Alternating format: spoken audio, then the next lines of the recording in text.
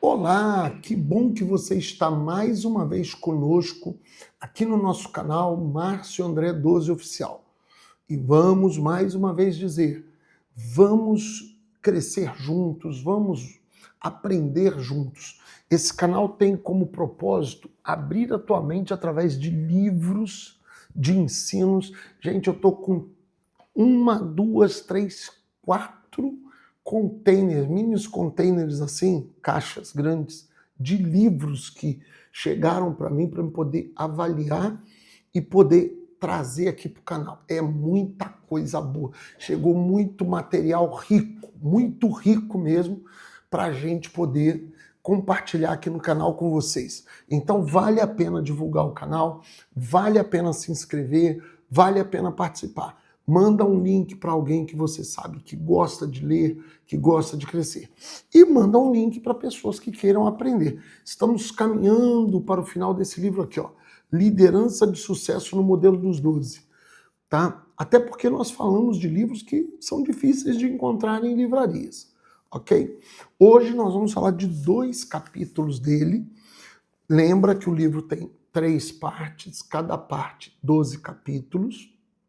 Estamos já na 3ª parte e hoje nós vamos falar do capítulo 5 e 6. Por que só 2 se o senhor costuma avaliar 4? Você vai entender já já, tá? Então vamos lá. Capítulo 5, o Espírito Santo na visão do celular. Um homem forte domina seu espírito, o sábio dirige seus desejos, o entusiasta conquista nações, mas o homem simples conquista corações. O Espírito Santo é fundamental em qualquer liderança de igreja.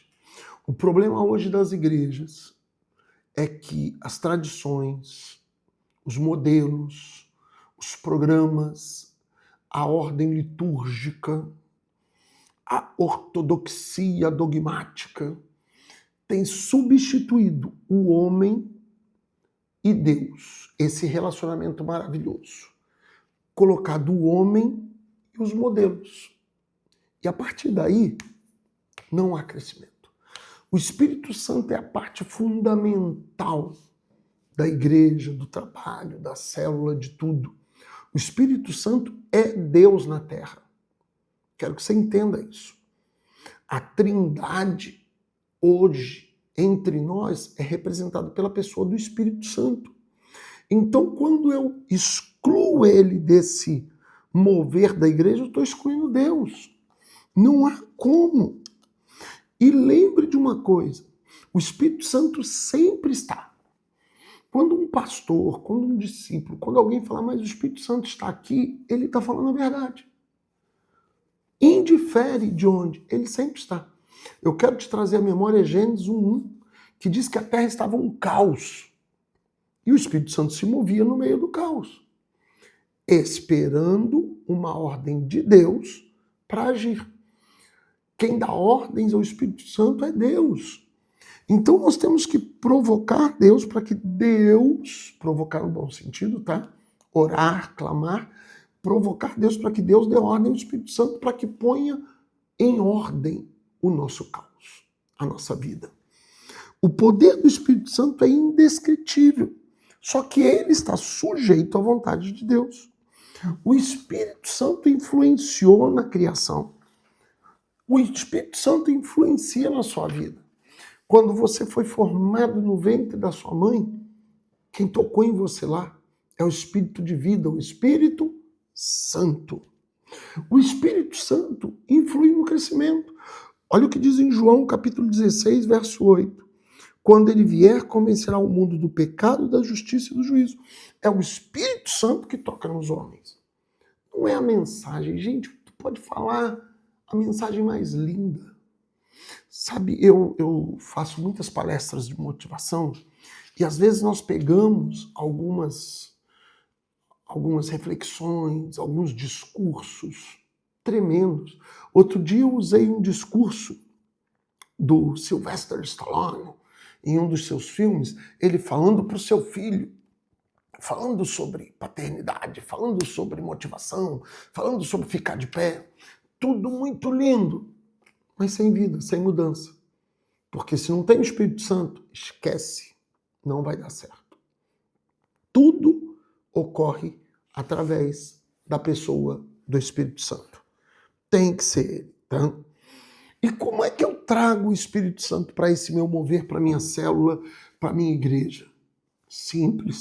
Jesus disse assim: ficai em Jerusalém até que do alto sejam revestidos. Só vai ter o Espírito Santo quem ganha tempo na presença dele. Aqueles homens, 120, que na verdade não eram 120, começou com 500 homens. No final de 10 dias eram 120. O Espírito Santo veio sobre eles quando Jesus subiu ao céu e deu essa ordem. 10 dias depois, apenas 10 dias depois, eles ficaram 10 dias inteiros, 24 horas por dia, 240 horas na presença do Espírito Santo, buscando o Espírito Santo. Claro, comeram, dormiram, relaxaram, mas estavam na expectativa, na expectativa, na expectativa. Meu irmão, por 10 dias eles clamaram, eles não se ausentaram, eles buscaram a Deus, até que veio o Pentecostes. Quero te lembrar que Jesus alugou aquele espaço do cenáculo da Páscoa a Pentecostes. Eles ficaram ali naquela casa, orando e buscando e orando, tá? Até que ele veio. Mas o problema não é receber o Espírito Santo, não, gente. O Espírito Santo vai onde ele é querido. O Espírito Santo vai onde ele é amado. O Espírito Santo vai onde ele é desejado. Então, quando eu começo a buscar, se eu busco com todo o coração, olha o que a Bíblia fala: buscar-me-eis e me achareis quando me buscares de todo o vosso coração. Com inteireza. Ele vai. O problema não é ele ir. O problema não é ele estar. É ele ficar. É conservar. Se ele veio, eu tenho que conservar. Olha, gente, eu sou pastor há muito tempo. 35 anos, para ser mais exato. E eu conheço muitos homens, muitas mulheres que já tiveram experiências notáveis com o Espírito Santo. O problema é a frase que eu acabei de falar para você. Tiveram do tempo passado. Tiveram, não tem mais. O Espírito Santo, ele tem que ser querido, ser mantido, ser conservado. O Espírito Santo é a pessoa mais ignorada do presente século. Os líderes religiosos, os próprios pastores, os próprios líderes resistem ao Espírito Santo. Por quê? Porque ele mexe no programa, ele mexe na ortodoxia, ele mexe no sistema. Onde o Espírito Santo está, ele faz um alvoroço, ele bota a coisa do jeito dele, ele não respeita os dogmas doutrinários. Não. Ele conduz. Ele não chega para ser mais um participante, ele chega para ser o Senhor. Tá? Ele domina a linguagem, porque através do domínio da linguagem tudo muda. Lembra que o Espírito Santo veio em Babel para confundir e veio em Pentecoste para unir. Tudo é linguagem. Quem domina a linguagem domina a mente. Quem domina a mente domina o coração, porque a boca fala do que o coração está cheio. Então, se ele domina a linguagem é porque ele encheu o coração.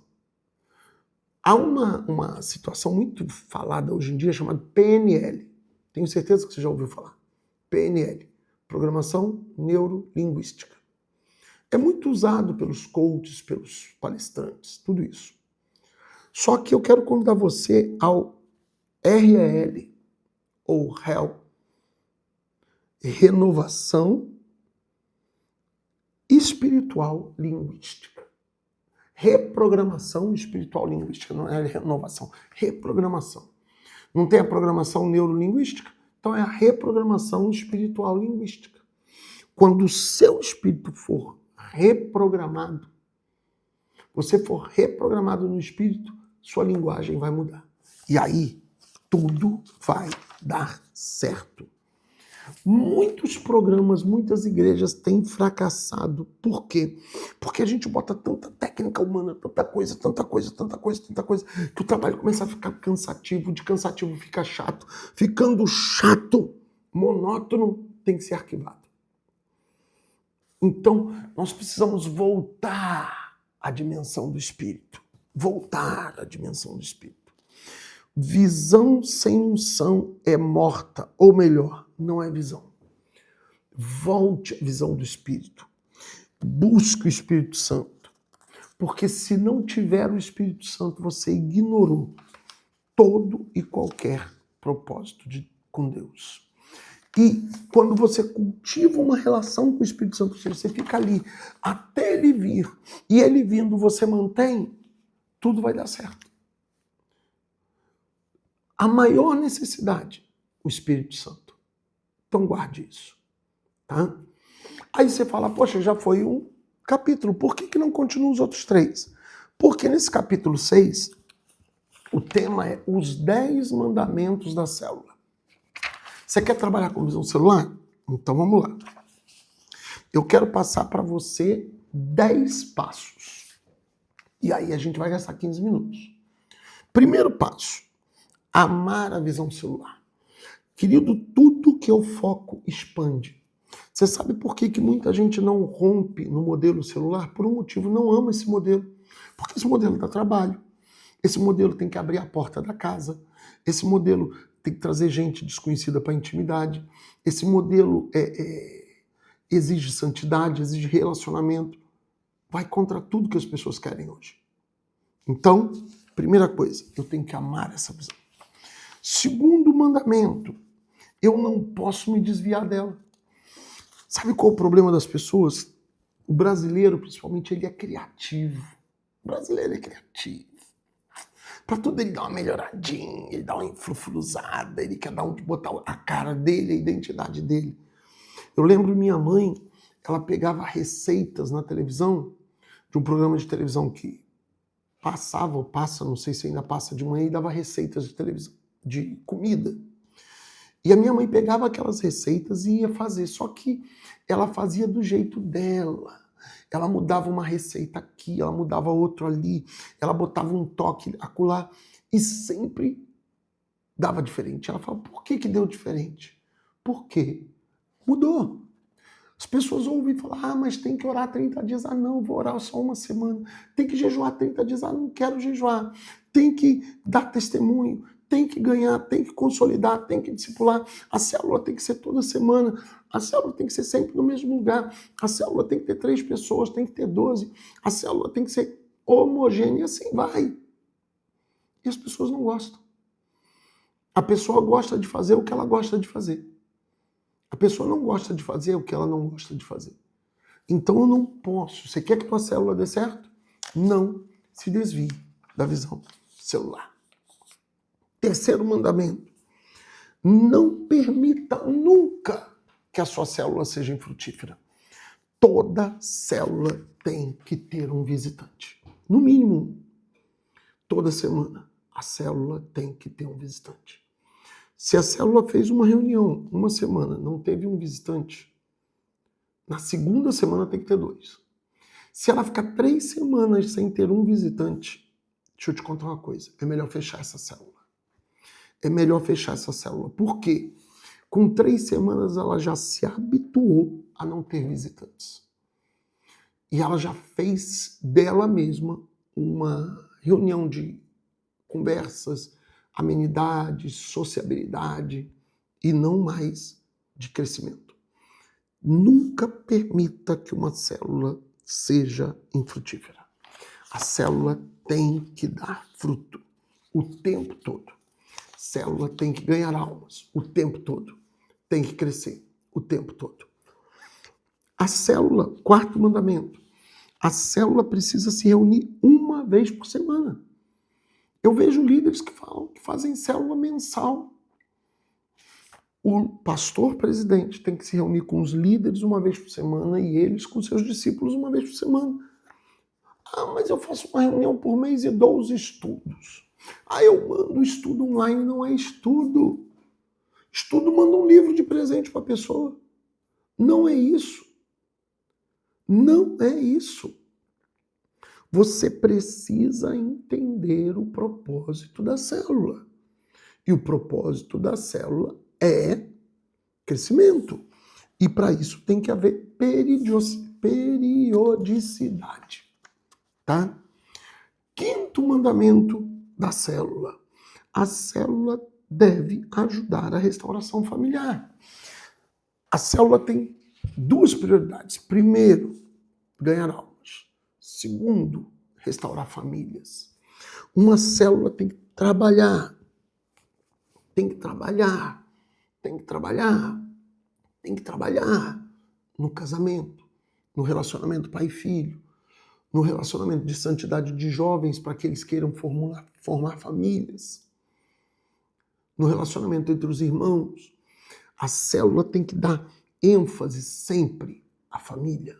Família, célula principal. Tá? Sexto mandamento, toda célula tem que formar líderes. Uma célula que não forma pelo menos 3 líderes, uma célula com 12 pessoas, que não esteja trabalhando com no mínimo 3 líderes. Nós usamos a linguagem Timóteo. Por que Timóteo? Timóteo é o líder em experiência. Timóteo foi preparado por Paulo para ser um líder. Timóteo da Bíblia. Tá? Então, em cada célula, você tem que desenvolver no mínimo 2 ou 3 líderes. Porque quando chegar a 12, essa célula tem que multiplicar, não é dividir, multiplicar. Ela será multiplicada, presta atenção, por 3 células, 3 líderes mais 1. 4 pessoas. Vai se formar 3 células. Esse 1 é o líder. Só que esse 1 continua com o líder principal. Então o líder principal vai ter ele mais 3, que cada um deles são líderes de células em que são eles mais 3. Então nós formamos de uma célula 4 células. E aí esse líder, com esses 3 líderes, vão de novo trabalhar a sua célula, enquanto eles estão trabalhando as células deles. Deu para entender? É assim que funciona. Forme líderes. Sétimo mandamento. Tem que velar pela santidade do grupo. Gente, lembra que eu falei que numa igreja grande você é mais um, mas na célula você tem cheiro, tem cor, tem idade, tem identidade. Na célula você sente falta de você. E na célula dá para ver se você está bem ou mal. Então, a visão celular ela tem uma função de velar pela santidade. E isso ocorre facilmente nas células de multiplicação. Porque um líder está ali com no máximo 12 pessoas. Então, ele sabe quem está bem e quem está mal. E tem que velar pela santidade. Não pode negociar com o pecado no meio da célula. Se uma pessoa está em pecado, tem que ser levada ao pastor da igreja esse pecado. Não pode haver aquele negócio, não, vou contar para você, mas você não conta para o pastor. Você vai falar para a pessoa, você vai me contar e eu vou falar com o pastor. Porque só o pastor pode tratar você, não sou eu. Tá? 8º mandamento. Nunca se trabalhe em fundamento alheio. Ou seja, não pode ter visitante crente na célula.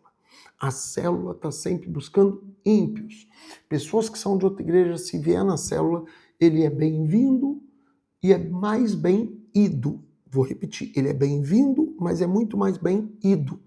Ele não vai ter oportunidade, não vai ter oportunidade para cantar, não vai ter oportunidade para orar. Ele vai entrar, a gente vai rir para a cara dele e deixar ele em silêncio. Quando terminar a célula, a gente até fala com ele, meu querido, isso aqui é uma reunião para pessoas novos convertidos ou que nunca foram de igreja. Tá?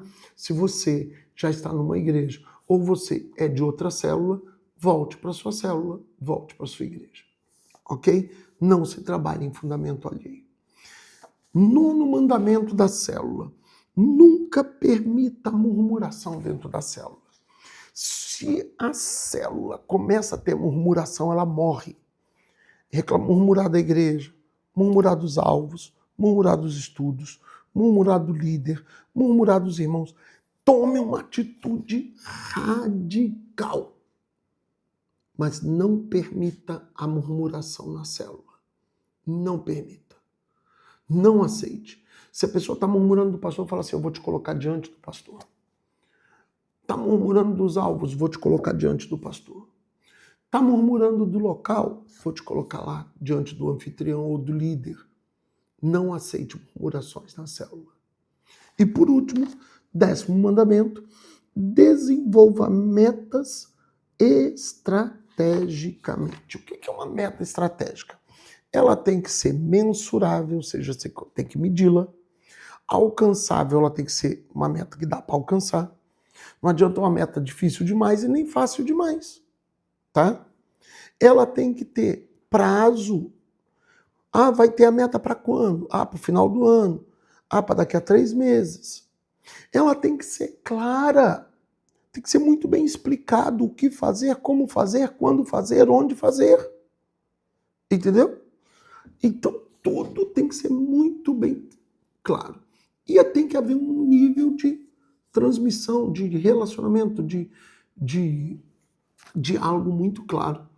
E permitir com que as pessoas também avaliem os seus propósitos junto às células. Tá bom? Então, gente, veja só. Já estamos caminhando para 22 minutos. A live é 25. Então, você aprendeu hoje a importância do Espírito Santo na tua vida, na tua célula, na tua igreja. E os 10 mandamentos das células. Você quer crescer? Aprenda isso. E vamos juntos crescer com o apóstolo Márcio André. Divulgue nosso canal. Manda esse link para mais alguém. Tá? Temos hoje já vários livros que já foram analisados e estão todos aí no canal. Sem contar o link do nosso curso de liderança. Ok? Deus te abençoe. Fique com Deus.